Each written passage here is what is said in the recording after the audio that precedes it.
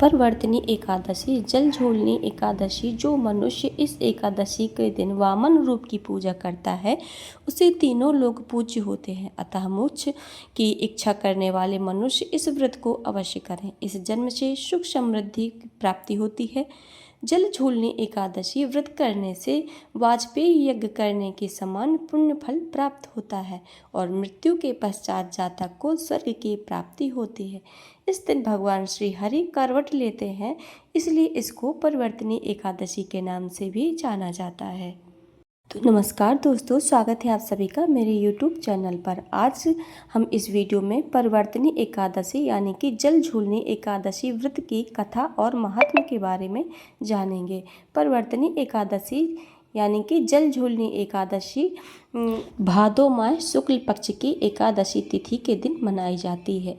यह पद्मा परिवर्तनी एकादशी और जल झूलनी एकादशी कहलाती है। जल झूलनी एकादशी व्रत करने से जातक के पुण्य, स्वर्ग और मोक्ष मिलकर सब पापों का नाश होता है। सर्व पाप नाशक परिवर्तनी एकादशी वाजपेयी यज्ञ का फल देने वाली परिवर्तनी एकादशी की चमत्कारिक कथा। तो कथा को श्रवण करते हैं। युधिष्ठिर कहने लगे कि हे भगवान, भाद्रपद शुक्ल पक्ष एकादशी का क्या नाम है? इसी की विधि तथा इसका महात्म्य कृपा करके बतलाइए। तब भगवान श्री कृष्ण कहने लगे कि इस पुण्य, स्वर्ग और मोक्ष को देने वाली तथा सब पापों का नाश करने वाली उत्तम वामन एकादशी का महात्म्य मैं तुमको कहता हूँ। तुम ध्यान पूर्वक सुनो। यह पद्मा परिवर्तनी एकादशी और जल झूलनी एकादशी भी कहलाती है। इसका व्रत करने से वाजपेयी यज्ञ का फल मिलता है। पापियों के पाप नाश करने के लिए इसे बढ़कर कोई उपाय नहीं है। जो मनुष्य इस एकादशी के दिन मेरी वामन रूप की पूजा करता है उसे तीनों लोग पूज्य होते हैं। अतः मोक्ष इच्छा करने वाले मनुष्य का व्रत अवश्य करें। जो कमल नयन भगवान का कमल से पूजन करते हैं वे अवश्य भगवान के समीप जाते हैं। जिसने भाद्रपद शुक्ल पक्ष एकादशी को व्रत और पूजन किया उसने ब्रह्मा विष्णु सहित तीनों लोकों का पूजन किया। अतः हरिवासर अर्थात एकादशी का व्रत अवश्य करना चाहिए। इस दिन भगवान करवट लेते हैं, इसलिए इसको परिवर्तनी एकादशी भी कहते हैं।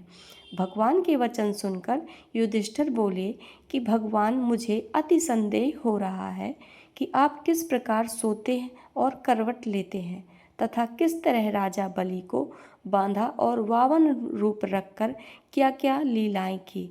चतुर्मास के व्रत की क्या विधि है तथा आपके शयन करने पर मनुष्य का क्या कर्तव्य है, जो आप मुझसे विस्तार से बतलाइए। श्री कृष्ण कहने लगे कि हे राजन, अब आप सब पापों को नष्ट करने वाली कथा का श्रवण करें। त्रेता युग में बलि नामक एक दैत्य था। वह मेरा परम भक्त था।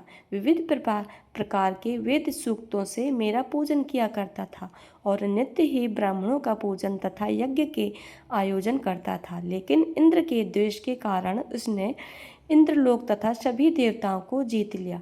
इस कारण सभी देवता एकत्र होकर सोच विचार कर भगवान के पास गए। बृहस्पति सहित इंद्रादिक देवता प्रभु के निकट जाकर और नतमस्तक होकर वे मंत्रों द्वारा भगवान का पूजन और स्तुति करने लगे। अतः मैंने वामन रूप धारण करके 5वां अवतार लिया और फिर अत्यंत तेजस्वी रूप से राजा बलि को जीत लिया। इतनी वार्ता सुनकर राजा युधिष्ठिर बोले कि हे जनार्दन, आपने वामन रूप धारण करके उस महाबली दैत्य को किस प्रकार जीता?